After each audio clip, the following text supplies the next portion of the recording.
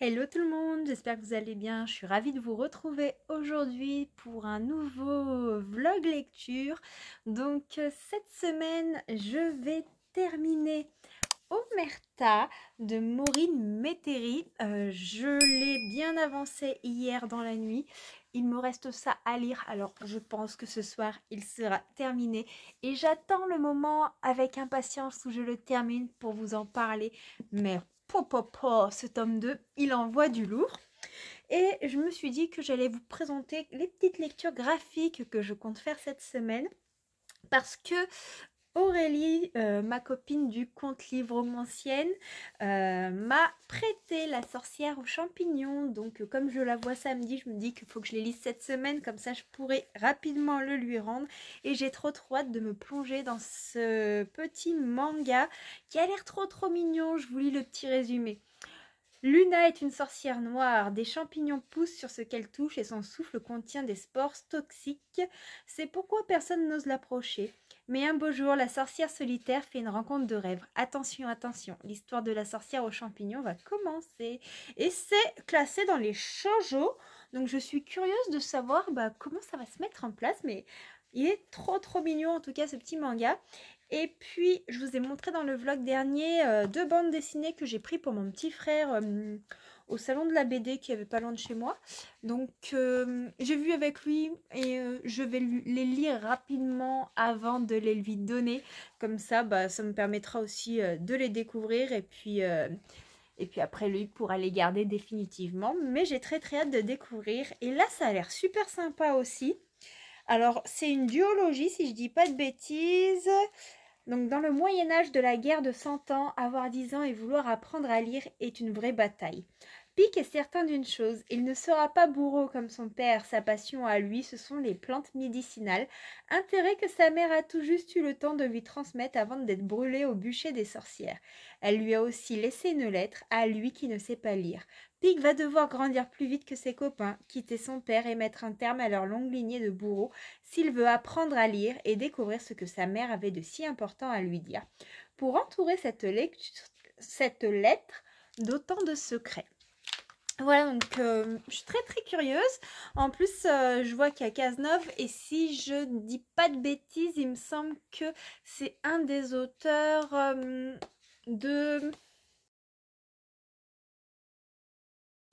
La boîte à musique. Donc voilà, ça c'est mon programme graphique. Niveau roman, j'ai pas fait spécialement de programme. Là, j'ai deux autres lectures en cours en plus de Omerta. Il y a La forêt de Liam. Je ne sais pas prononcer le nom de famille, mais je vous mets tout à côté de ma tête au montage. Et pour l'instant, c'est très haletant, très prenant. On suit un groupe de jeunes lors d'une sortie scolaire qui sont perdus dans la forêt, qui ne peuvent pas retrouver leur chemin et qui ne peuvent pas sortir de cette forêt.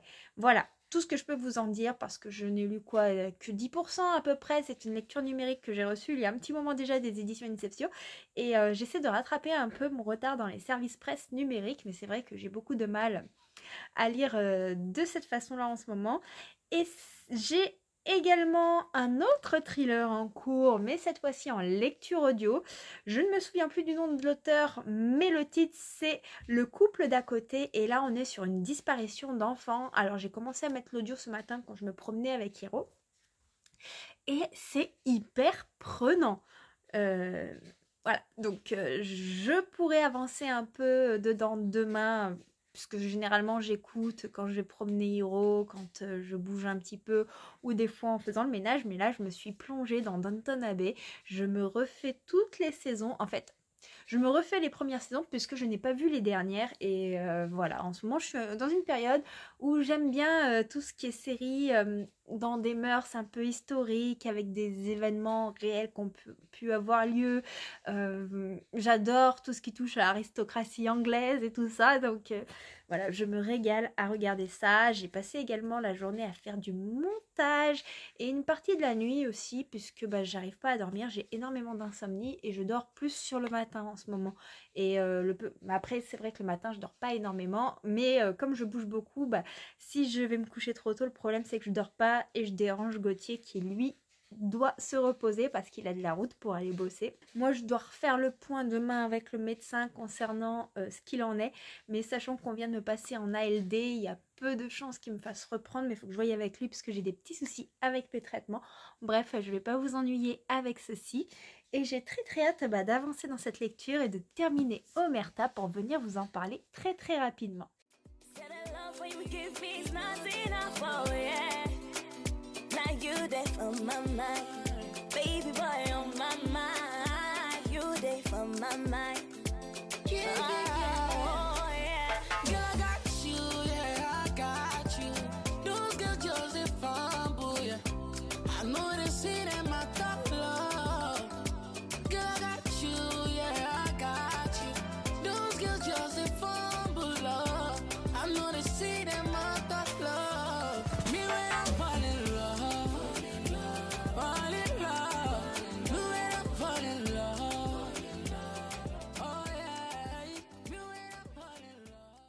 Hello, on est jeudi, je vous retrouve pour vous montrer plusieurs petites choses.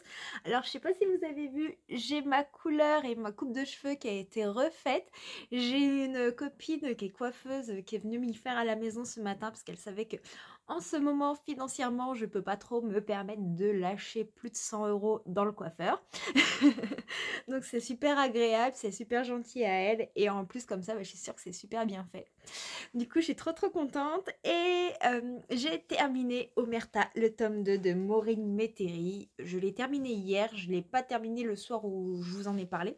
Tout simplement parce que j'étais pas concentrée. Donc voilà, j'ai préféré avoir un moment où j'étais bien pour plonger dans la suite. Et quelle duologie! Quelle duologie! J'ai adoré. Franchement, c'est une excellente lecture. J'ai adoré retrouver Joy, j'ai adoré retrouver Liam, j'ai adoré retrouver ce couple si intense, ce couple qui vous fait palpiter, avec cette ambiance mafieuse en trame de fond, les dangers, les complots et le secret, parce que pour vous faire un petit rappel, dans le tome 1, on suit la rencontre de Liam et de Joy. Joy est journaliste et Liam est un grand PDG d'une multinationale, mais c'est aussi le parrain de la mafia, de la Cosa Nostra. Mais elle n'est pas au courant, elle est au courant que de son activité légale. Et en parallèle, avant, elle travaillait justement sur des affaires de trafic de drogue. Et sauf que Liam, il va avoir quelques petits problèmes au sein de son organisation et cela peut se répercuter sur les personnes qu'il aime et donc ça va être très compliqué. Et là, dans le tome 1, on était vraiment dans quelque chose de très introductif qui mettait en place la rencontre, la relation, les dilemmes des personnages, leur façon d'être.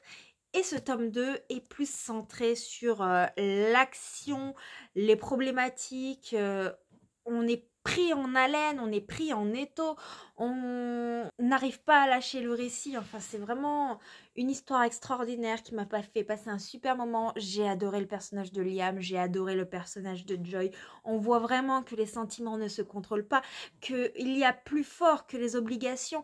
C'était si beau, c'était si fort. Enfin, j'ai adoré, j'ai été transportée. La plume est incroyablement fluide, ça se dévore et c'est une duologie que je relirai avec grand plaisir. Voilà pour mon petit ressenti. Faudra que je me pose pour le noter dans mon carnet de lecture et vous préparer la chronique.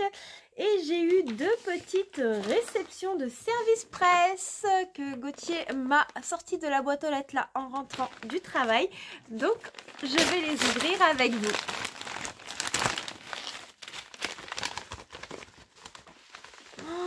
Trop chouette! Donc il s'agit de Sous les soleils de Kiev de Erin Littleken, publié chez Hauteville, que je remercie très fortement pour cette réception. Donc c'est un livre qui me tentait beaucoup. Alors c'est vraiment pas une réception due à un partenariat, c'est juste que les éditions Hauteville disaient qu'il restait quelques exemplaires et demandaient qui c'est qui voulait le découvrir en service presse. Je me suis proposée et l'éditrice m'a répondu pour me dire qu'elle me l'a envoyé. Donc je vous lis un petit peu le résumé et vous allez voir que le sujet est quand même assez d'actualité et ça m'intriguait d'autant plus. En 1929, la jeune Katia vit heureuse avec sa famille et l'avenir semble lui sourire. Lorsque les militants de Staline arrivent dans son village, ils sont vivement incités à participer à l'agriculture collective. Mais rapidement, ceux qui osent s'élever contre le système disparaissent. À chaque lendemain semble dès lors incertain. La résistance a un prix et tandis que la famine s'empare des campagnes, la survie semble plus un rêve qu'une possibilité. 70 ans plus tard, une jeune veuve découvre le journal écrit en ukrainien de sa grand-mère qui va révéler les secrets longtemps enfouis du passé tragique de sa famille. Voilà. Donc j'ai très hâte de le lire, je pense qu'il va pas rester longtemps dans ma pile à lire, étant donné que c'est un service presse et qu'il me tente énormément. Deuxième petite réception, je sais ce que c'est parce que forcément je l'ai demandé. Il y avait 2 sorties chez Nisha, etc. Mais il en avait vraiment qu'une seule qui me tentait. Je vais pas prendre des services presse qui me tentent moyennement, bien entendu. Celui-ci par contre me faisait très envie. Et je vais vous montrer lequel c'est. Il n'est pas encore sorti, mais il sort à la fin du mois, dans une dizaine de jours. Il est superbe. Nos âmes fêlées, le tome 1 d'une duologie de Céline Ruben. Donc ici, peut-on vraiment échapper à son passé? Voilà 10 ans que Mel a quitté sa ville natale du jour au lendemain. 10 années sans jamais se retourner sur son douloureux passé. Mais un événement inattendu la pousse à revenir à Emerson, la petite ville où elle a grandi. À peine arrivée, Mel croise Connor, son amour de jeunesse, lui aussi rongé par un passé compliqué. Les histoires de retrouvailles, déjà, j'adore. 10 ans sans nouvelles l'un de l'autre, 10 ans à avancer tant bien que mal, chacun de son côté, Mel et Connor ne peuvent pour autant nier le lien qui les unit encore aujourd'hui. Certes, Mel s'est reconstruite, mais certains mauvais souvenirs refont surface. Connor, lui, est toujours hanté par ses démons. Depuis que Mel est revenue dans sa vie, il cherche à comprendre son long silence. L'un comme l'autre vont devoir faire table rase du passé et dévoiler leurs plus nombreux secrets. 2 âmes fêlées, 2 cœurs en miettes qui ne demandent qu'à être réparés. Ça a l'air génial, mais vraiment. J'ai trop hâte de me plonger dans ces lectures. Je pense que je ferai la séance photo et tout ça demain pour préparer déjà mes petits posts Insta.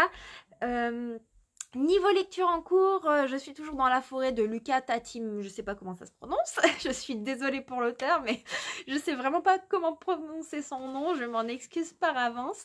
Et donc c'est hyper haletant, ça me fait vraiment penser à une atmosphère, notamment à l'atmosphère du film Le Labyrinthe. Donc j'essaie d'avancer assez rapidement pour revenir vous en parler. Et sinon, niveau lecture, je crois que je n'ai pas grand chose de plus à vous raconter. Je vais aller finir le montage du vlog qu'il y a en cours pour essayer de le poster pour demain matin, puisque là je suis complètement à la bourre, mais j'étais HS avec les nuits d'insomnie que j'ai passées, tout ça. Puis hier j'étais chez le médecin, on a changé les traitements, donc beaucoup de bouleversements physiques. Et on a dû mettre un traitement en place aussi pour mon sommeil qui est catastrophique. Donc ce qui fait que j'ai pas pu m'occuper du vlog avant ça. Donc j'espère arriver à le mettre à temps, sinon je le sortirai plus tard dans la journée ou le lendemain, c'est pas grave. Hey, coucou tout le monde, je vous retrouve, on est vendredi, il est 16h56. La journée pour moi a débuté vraiment tout doucement parce que j'ai eu un mal fou à sortir du lit ce matin. Bon, je me suis couchée quand même aux alentours de 2h du matin parce que j'ai voulu terminer le montage du vlog que je poste tout de même en retard parce qu'il sera posté ce vendredi à 17h30 à la place de 7h30 le matin, mais clairement j'ai pas eu le temps et j'avais besoin de me reposer, donc j'ai pris ce temps là un petit peu pour moi. Et puis il y a un autre facteur, c'est que quand je suis allée chez le médecin mercredi, on a changé totalement mes traitements, donc il m'a mis des somnifères pour dormir et il m'a aussi changé la molécule de mon antidépresseur parce que l'autre ne me convenait pas et j'ai énormément de tremblements et tout ça. Sauf que comme l'autre ne me convenait pas, en fait, on me l'a coupé d'un coup et on m'a mis le nouveau, ce qui fait que j'ai pas mal de petits effets indésirables et que ce matin, je me suis cassé les figures 1 ou 2 fois. Donc voilà, niveau perte d'équilibre, vertige, tout ça, c'est un peu galère. Mais ma foi, on fait avec et j'espère que ça ira un petit peu mieux demain parce qu'il y a la rencontre avec Jay Christophe et j'y vais avec mes 2 copines, donc Aurélie de la chaîne Livromancienne et Emilia de la bibliothèque d'Emilia. Donc je vous invite à les suivre si ce n'est pas déjà fait. Donc niveau lecture, j'ai pas trop avancé par rapport à ce que je vous ai dit hier, mais là j'ai reçu un petit colis qui n'a absolument rien à voir avec la lecture. Mais il y a quelques temps, vous m'aviez demandé ma routine capillaire, je vous avais montré un petit peu ce que je fais au moment de me laver les cheveux et tout ça, tout ça. Et donc j'ai fait une commande suite au Prime Day parce qu'il y avait une grosse réduction sur des produits que j'utilise au quotidien pour mes cheveux et je me suis dit que j'allais vous montrer un petit peu tout ça.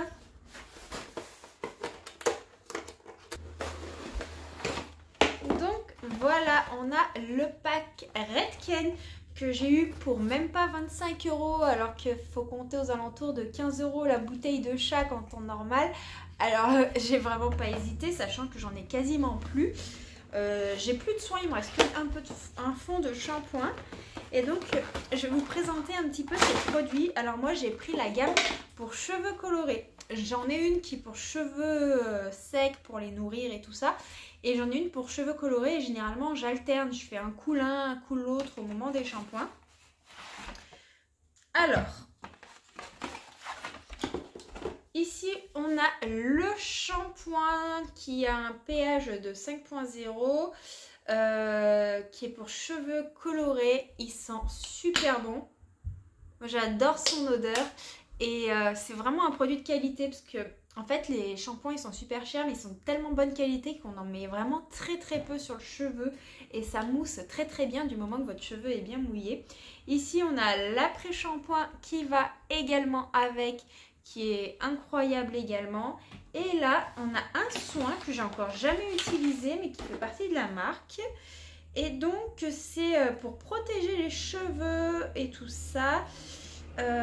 Ils disent que c'est pour toute texture de cheveux. Et donc au niveau de l'utilisation, je vais regarder comment ça se profile. Après le shampoing, vaporiser uniformément sur cheveux humides ou essorés à la serviette. Ne pas rincer pour un effet soin profond. Rincer après 1 à 2 minutes pour un effet soin léger. En cas de contact avec les yeux, rincez immédiatement. Donc c'est un soin qui s'utilise à la fois sur cheveux secs et à la fois sur cheveux mouillés. Enfin humides. C'est-à-dire que vous pouvez l'utiliser avec ou sans rinçage. Donc ça, je trouve que c'est un très bon point. Moi je l'utiliserai sûrement sans rinçage. Comme ça on a un soin un peu prolongé. Surtout au niveau des pointes. Ça permet de les entretenir et tout ça. Donc voilà, moi franchement Redken c'est ma gamme de shampoings favorite. J'en ai testé plusieurs, j'avais testé la gamme de L'Oréal notamment, j'en ai fait plusieurs chez L'Oréal. J'en ai fait des nourrissants, à l'époque où j'avais des mèches blondes, j'avais fait le silver pour entretenir le blond, j'en ai fait plein. Mais je sais pas, je trouve que niveau efficacité, au niveau texture du produit, celle-ci est ma préférée. Alors bien entendu, je vous en parle de moi-même, il n'y a aucun partenariat, aucune sponsorisation sur cette marque-là. C'est juste force d'utiliser plusieurs marques au quotidien. J'achète très rarement des marques au supermarché pour les cheveux parce que je trouve que on en passe énormément et finalement ça revient limite plus cher que les shampoings de cette marque là, sachant que moi je me lave les cheveux tous les 2 à 3 jours grand maximum, me font quelques mois parce que je n'en mets vraiment que une noisette, alors que pour un shampoing de supermarché j'en mets un peu plus d'une noisette et en plus j'ai de la longueur. Voilà, c'était tout ce que je voulais vous montrer pour aujourd'hui. Là je vais continuer à travailler un petit peu sur le blog, il faut que j'aille chercher mon panier de légumes. Enfin plein de petites choses à faire et que je prépare les livres que je veux emporter pour la dédicace demain à la Fnac de Lyon pour J. Christophe. De toute manière, je vous emmènerai avec moi et j'espère qu'on passera un bon moment.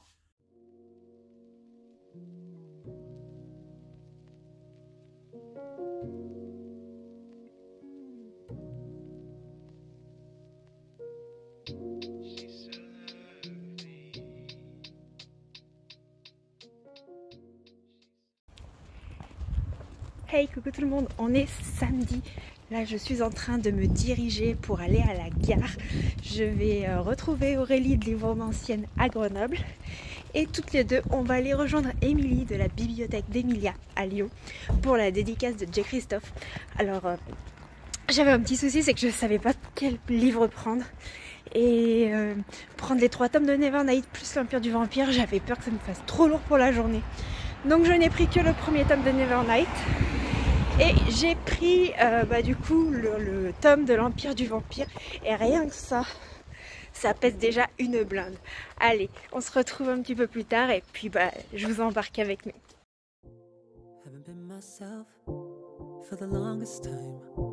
Can't blame my health, just feel like I'll be better off somewhere else, somewhere I can hide away and never be found. I hate to dwell in all this complication.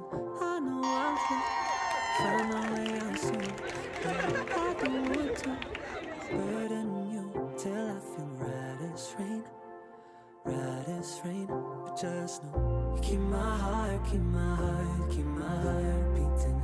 You give me more, give me more, give me more to believe in. You know one day I will find a way to feel something. Just keep my heart, keep my heart, keep my heart beating. When I break it down, one pill at a time, I hate to feel, but you're showing me that I'm not broken. Anyone else would just run and hide, but not you. I hate to dwell on all the expectations. I know I get too much and too soon. Hey coucou, je vous retrouve, on est dimanche, il est 20h15, très tardivement puisqu'en fait j'avais pas le courage de venir blablater avant cela. Hier on a passé une super journée avec Aurélie et Émilie, donc je vous mets les liens de leur chaîne en barre de description, n'hésitez pas à aller les voir, elles sont géniales. Et je dis pas ça puisque c'est mes copines, elles sont géniales tout court, on s'est rencontrés sur les réseaux et maintenant on ne se quitte plus. Donc hier on est allé à la dédicace de J. Christophe à Lyon. Il y avait un monde fou, il y avait une ambiance de dingue, même si l'attente a été un peu longue.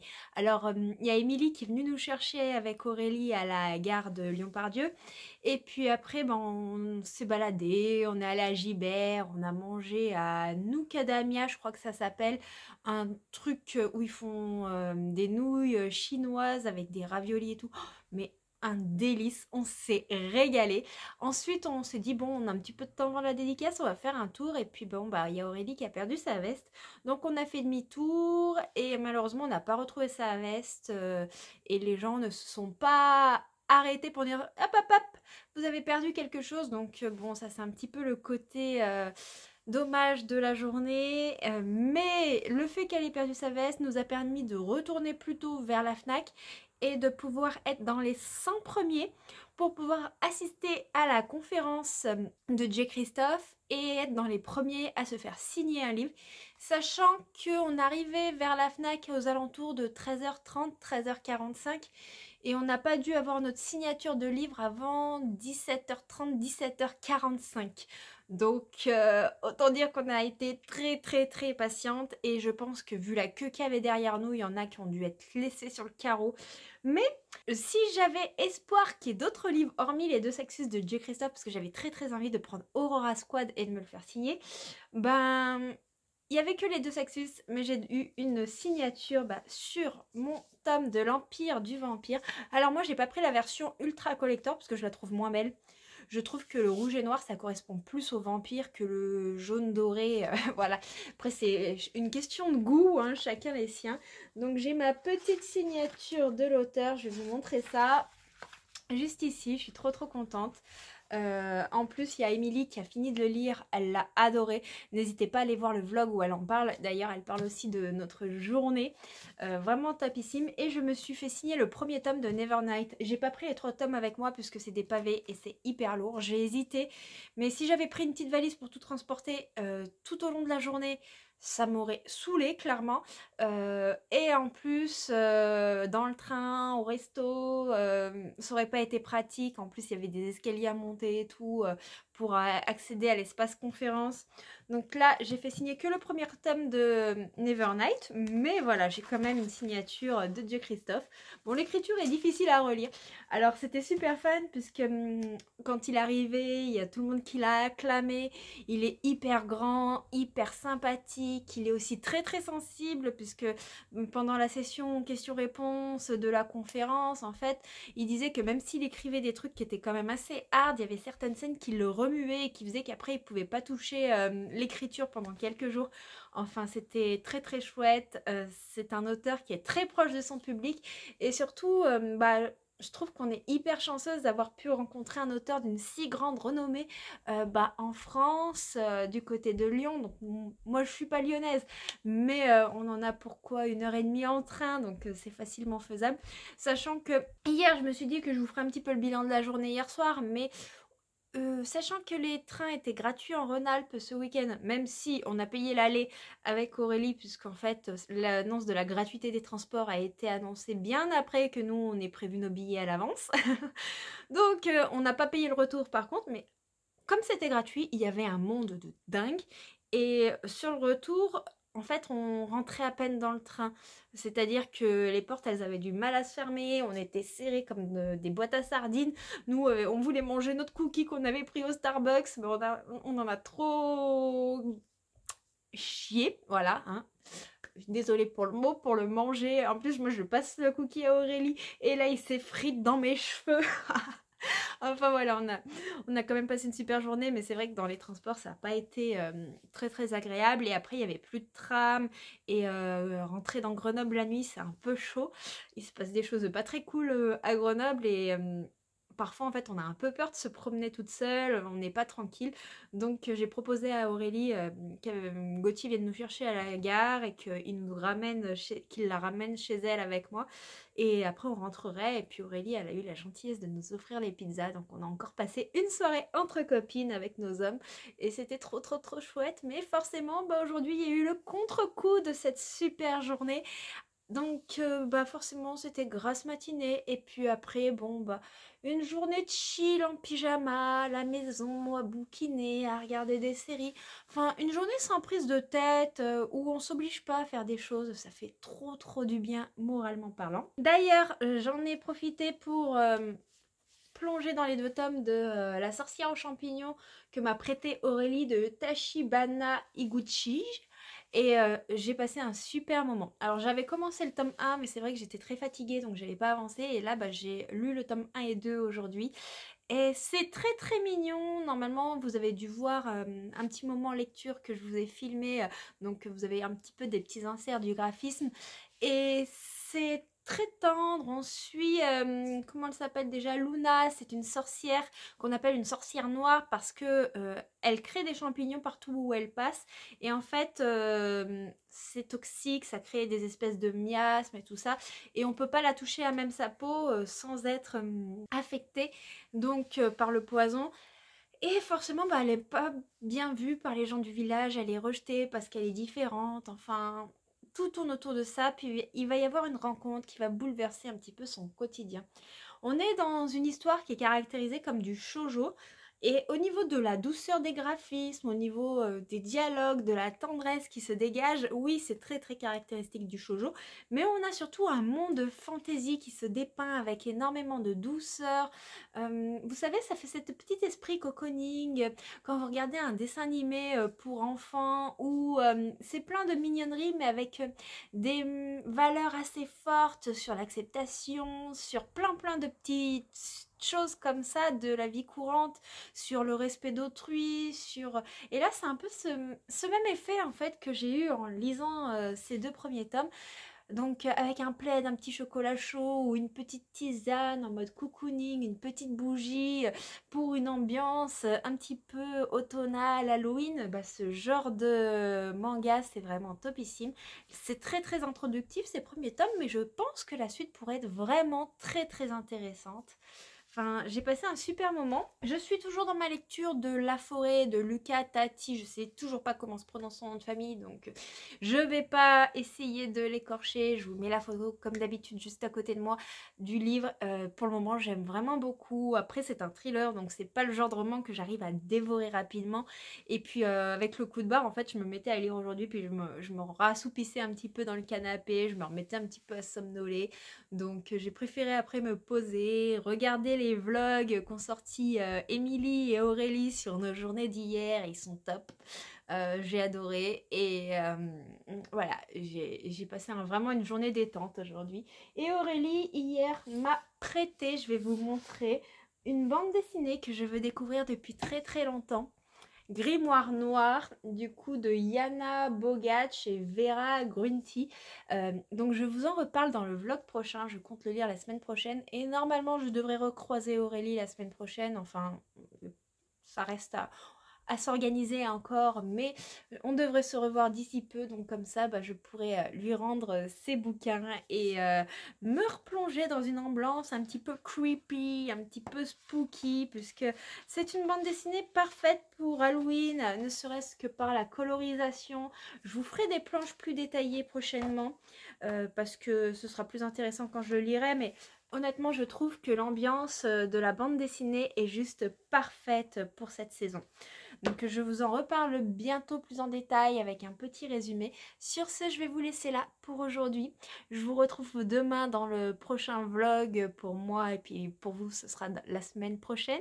J'espère que vous avez passé un bon moment. N'hésitez pas comme d'habitude à me dire si vous avez lu des livres qui vous ont plu ou pas dans la semaine, si vous avez eu des petites réceptions. N'hésitez pas à me dire aussi si vous étiez à la dédicace de J. Christophe. Peut-être que l'on s'est vu, mais on ne le sait pas. En tout cas, vous savez à quoi je ressemble à travers la caméra, mais moi je ne sais pas forcément à quoi vous ressemblez, donc c'est un petit peu compliqué. Mais voilà, c'était un chouette moment et j'espère que vous avez pu avoir votre signature. Moi, je vous fais plein de bisous. Comme d'habitude, n'hésitez pas à liker, commenter et partager la vidéo parce que c'est grâce à vous que la chaîne elle peut vivre. Et puis, je vais aussi m'occuper de vous préparer un petit concours pour vous remercier parce qu'on a passé les 2000 abonnés. Je vous fais plein de bisous. Je vous dis à bientôt et ciao, ciao.